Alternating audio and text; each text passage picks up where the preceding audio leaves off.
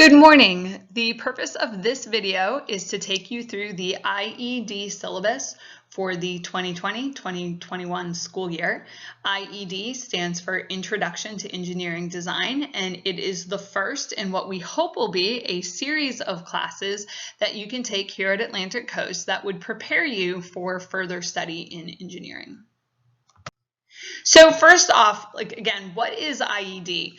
IED is a course that provides an introduction to the procedures and processes that govern engineering design. Specific focus is on the design process and how it is documented in an engineering notebook. Engineering is a broad term that covers lots of different fields, from electrical, mechanical, chemical engineering, civil engineering. What we do in this class is we try to give you an overview of these different disciplines and the thought processes and procedures that go into all of these branches of engineering. It should give you an idea as to whether engineering is something you want to pursue more. Students in this class will also gain experience with Fusion 360, which is a computer design program, and have the opportunity to test for industry certification. This is the first year that we're going to be looking at students getting industry certification. I just got my certification in Fusion 360 this past summer, and so that qualifies us to be able to offer that certification to you. It's not a process I've gone through before because I am fairly new to this, but I am excited about that opportunity. This class is appropriate for any student with an interest in math, science, or engineering.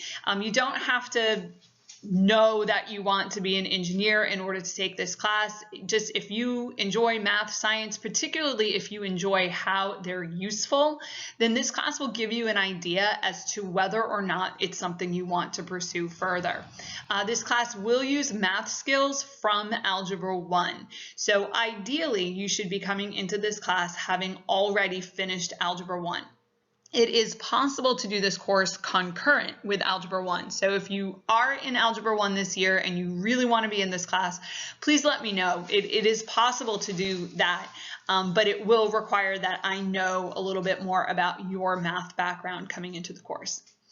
Second question on this slide, who is Ms. Taylor? So you got a schedule with IED on it and my name on it. So this is just my second year teaching IED here at Atlantic Coast. This is a course that is fairly new to the school and it is new to me. I did teach it last year, but because of COVID-19, wasn't able to make it all the way through the curriculum. So in a lot of ways, this is kind of like my first year teaching it again.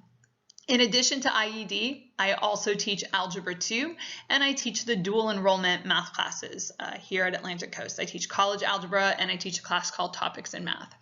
A little bit of my educational background, I have a Bachelor of Science in Electrical Engineering from Eastern Nazarene College in Quincy, Mass. So I do have an academic background in engineering, though I have spent my working career in education. Additionally, I have an MAT in mathematics from Texas Christian University in Fort Worth, Texas.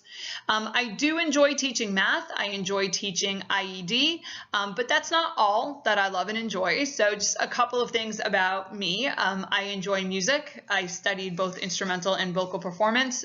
When I was in high school, I was a band kid. My high school had a very big band, and we were very competitive about it. I did play the clarinet, and I studied singing when I was in college. I am an avid runner. I co-coach Marathon High here at Atlantic Coast. I'm pretty active in the Jacksonville running community, although right now during COVID, there's not a whole lot going on in terms of racing and running. I've run everything from like 1 mile fun runs up to a couple of full marathons, which is over 26 miles. I enjoy reading. I typically like fantasy books. Lord of the Rings, one of my favorite books ever. It's kind of a big undertaking. So I do spend quite a bit of time reading, and I enjoy travel and missions work. I'm originally from Massachusetts, but I've lived in both Texas and Florida. I've been here in Florida since 2007. I have also traveled to many places around the world for education, for missions work with my church, and for leisure. I've been to Nicaragua, I think 5 times with my church to do missions work down there. So I look forward to tackling this new school year with you. I hope that you'll be patient with me as I adjust to hybrid learning and online learning. This is a new endeavor where some days I will see you face to face and some days we will be virtual. It's also a challenge trying to run a course that is very much like a lab course when we need to be careful about materials and supplies and disinfecting and that. So it is going to take a little bit of adjustment from me, and I hope that you'll be patient with me there. Class expectations, online and face-to-face. So what supplies do you need for IED? You do need a notebook dedicated to IED. Any type is fine. In a normal school year, you would keep a very formal engineering notebook, which would be graded and would be a huge part of your grade. But because of COVID, we do want to minimize the amount of hard copy things that are being passed back and forth between you and me. I have well over 100 students. I don't know what the number is right now, but I certainly, because of COVID, don't want to be collecting work from hundreds of different people. You will need a phone or other device for scanning or taking pictures of assignments for uploading into Focus. Normally, again, a normal school year, I would not ever want to see your phones out. Phones would be one of the things I would clamp down on. But this year, I do want you to have access to a phone for taking pictures or another device. If you don't have access to a phone or device that you could take pictures of your work and upload them to Focus, please let me know so that we can work around an alternative way for you to submit your work. You need something to write with because a notebook won't do you any good if you can't write in it. You do need a calculator for IED. Scientific is preferred, but a 4-function will suffice. So a scientific calculator is the kind that has all the extra buttons at the top. It will have log up at the top and the sine, cosine, tangent, those buttons. If you don't have one like that, it's okay to use a 4-function calculator. Those are the ones that just have add, subtract, multiply, divide, and usually square root as well. But it will be a lot harder to do some of the calculating work with that kind of calculator. Graphing calculators are encouraged, but they are not required. If you are also taking Algebra 2, you probably want a graphing calculator for that course. And I have some recommendations that I can give you regarding the type and model of calculator that would be good to get for that. So please reach out if you have questions about whether the calculator you have is a good calculator or what you should look to get. Something else for this class, you do need a home computer with access to the PLTW website, and that would be capable of running Fusion 360 at home. I think most typical home laptops or desktops should be fine for that. Fusion 360 is a cloud-based program, and you will have an account with it, and then there'll be assignments that you might need to do at home on that program.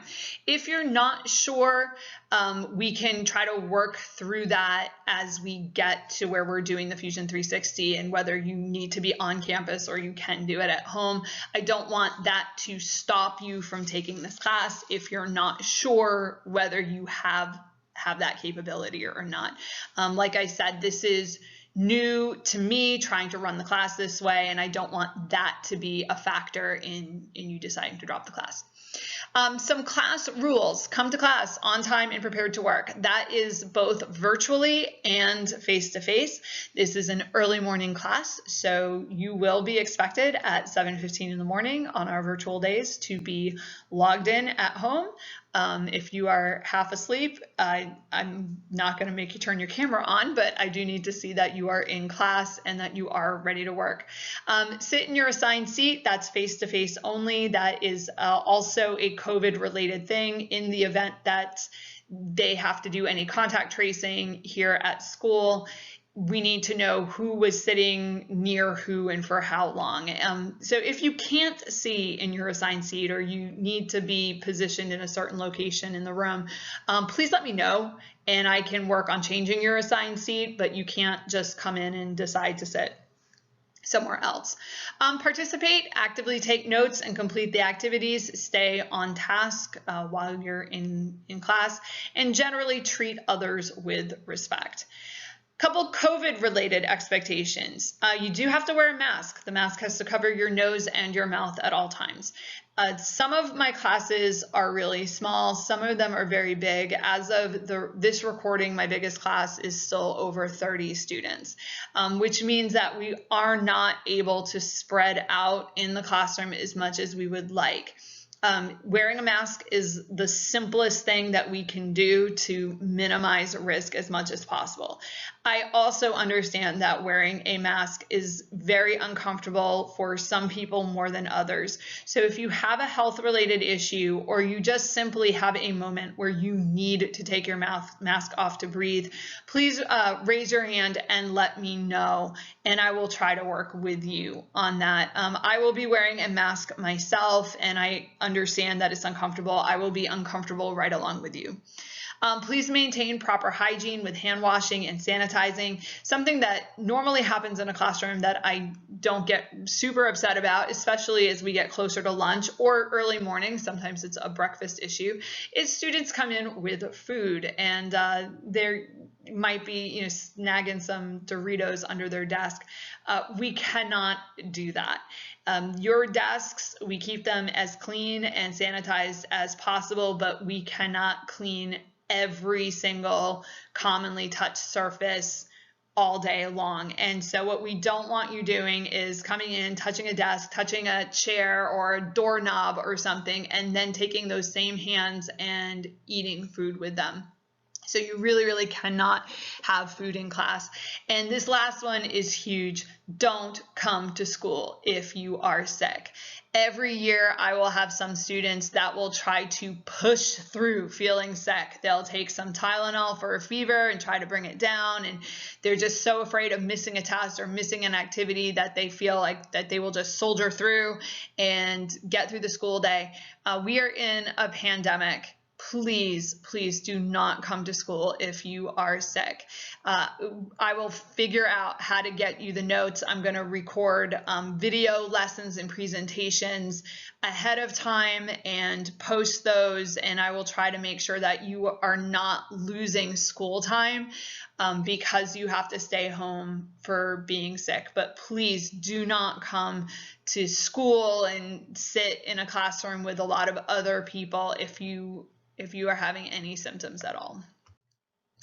Information on grading. How is my grade determined? So this class is done on a total point system. Pretty much that means that every assignment you have will have some kind of point value. And then at the end of the quarter, I take how many points you have earned and divide that by how many points you could have earned. And that percentage would be your grade. Assignments are weighted by importance. For example, smaller activities may be worth 5 to 10 points, while larger ones may be 50 to 100 points. You can get hundreds on all of the small assignments, but if you're not doing the bigger assignments or you're doing very poorly on them, it won't save your grade. So as you're looking and focus and looking at your grades, always look at the number of points that are possible on an assignment. How do you track your grade? Grades will be updated in Focus almost every day. I am not the teacher who procrastinates with her grading. I don't like having outstanding assignments to grade, and I will get your grades in usually in a normal school year every single day. I will stay at work until I enter the grades that were submitted that day.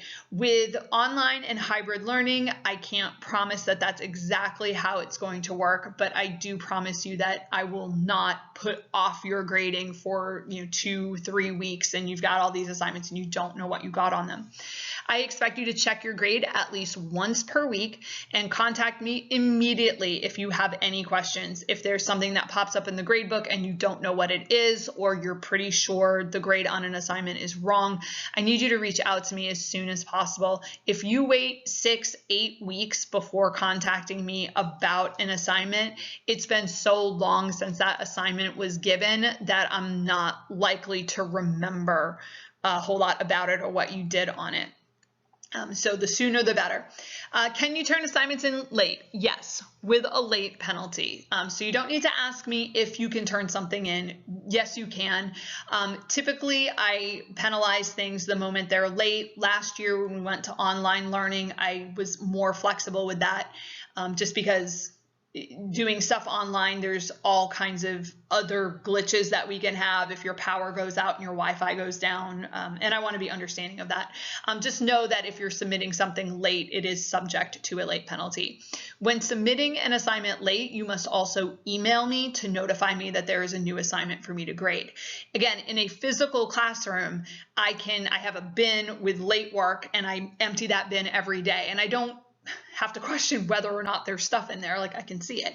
But when stuff is submitted online, I don't have papers right in front of me. So I don't necessarily know that you have things for me to grade unless you tell me.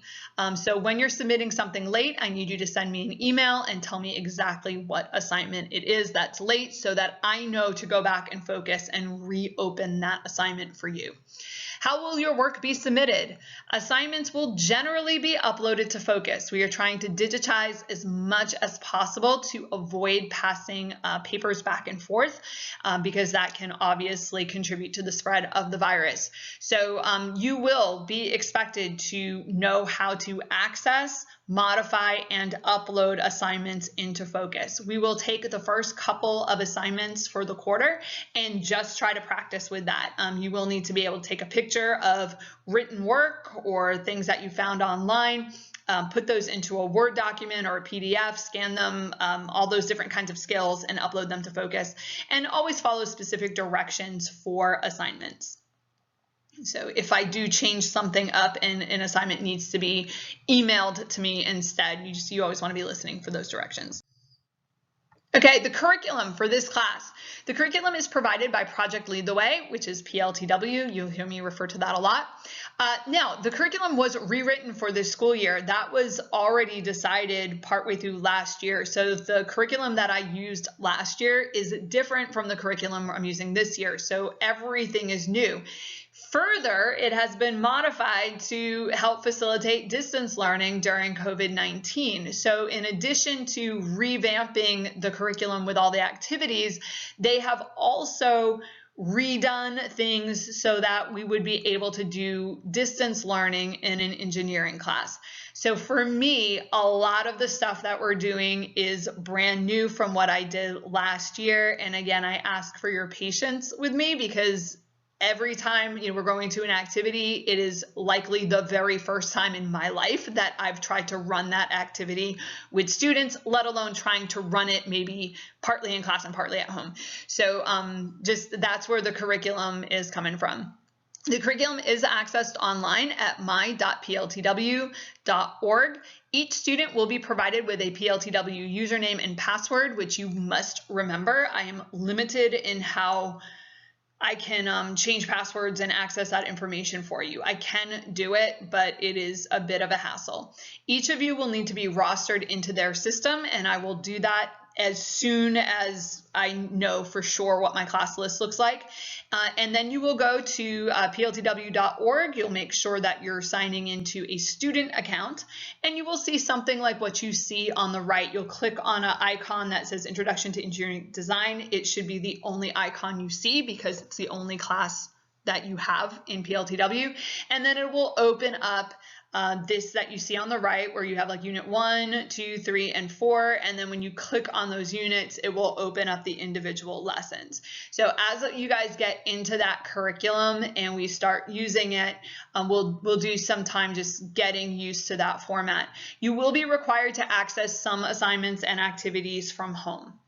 So there will be days when we'll meet online. I will greet you, we'll do a little Q&A, and then I will give you directions about what you are to do with the PLTW curriculum at home. And last but not least, communication. Hybrid and online learning is new for all of us. So this idea that I see you face to face and then I see you at home, this is new for me. I've never tried to teach like this.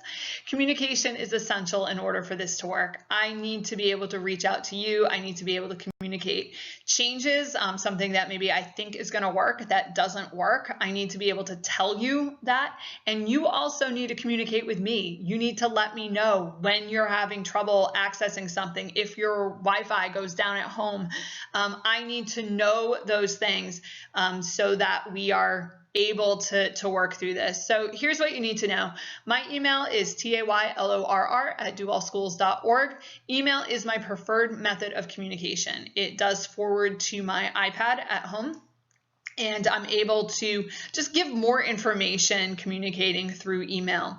My phone number here at work is 904-455-2836. I believe that forwards directly to my voicemail. Just be aware that if you or your parents leave a voicemail for me, that I can't pick up the phone during the school day. I also cannot respond to them during the school day. So that would have to wait until after 2 p.m. to do any kind of phone communication. Teams, you can post academic questions on our Teams page in the class discussion board or the Help Center, depending on what your question is. And if you want me to respond to that, you do need to tag me in the post. So you'll do @ and then type my name, and you should see the tag, just like on lots of social media. When someone tags you, you're notified. And so if you don't tag me, you just kind of have to wait until I think to look at a discussion board to see if there's a question there. If you tag me, I will get a notification, and I'll be able to click that notification and know that you're trying to communicate with me. Lastly, Remind. I think most of you are probably familiar with Remind. It's been in use for many years now. Text the code below, including the @ symbol, to 81010, and your code for period 1 is @8HCK, and that will put you on the Remind list for period 1, which is IED. Because Remind forwards to your phone and mine, it can be invaluable when it comes to urgent communication. It also will often circumvent like an internet issue or a Wi-Fi issue, because our phones, at least my phone, will revert to data if my Wi-Fi goes down, and so I'm still able to communicate that way. So it is an invaluable way to communicate. Please take a moment right now, grab your phone and sign up. If you drop the class later, you can message me to take you off of Remind.